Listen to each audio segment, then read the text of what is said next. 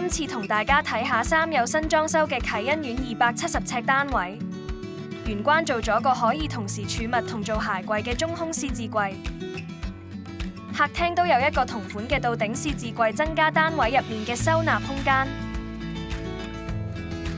單位面積雖然細少少，但係都夠晒2人家庭生活，都預留咗空間整咗一面電視牆。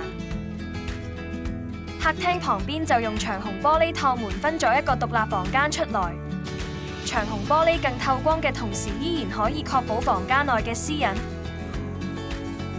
做咗大地台同4尺床，同時兼具舒適同增加房間嘅收納位置。側邊仲配咗個床頭櫃，可以擺日常用品。床尾就做咗個到頂嘅淺木紋衣櫃，可以擺衫。廚房門改咗做2字式透明玻璃 PD 門，L 型地櫃配埋白色廚房台面，可以方便煮食。上面都做咗直排吊櫃，用來收納廚房用品。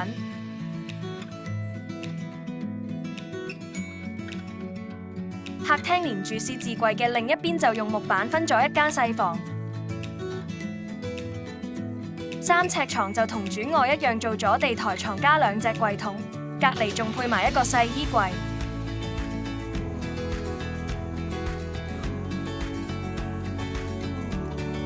浴室洗手台位做咗鏡櫃，同留咗位俾業主擺洗衣機。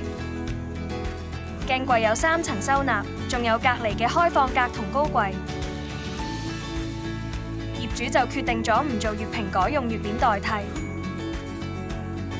有興趣了解更多，可以隨時電話聯絡我哋，亦都歡迎隨時到我哋三有嘅觀塘門市睇下。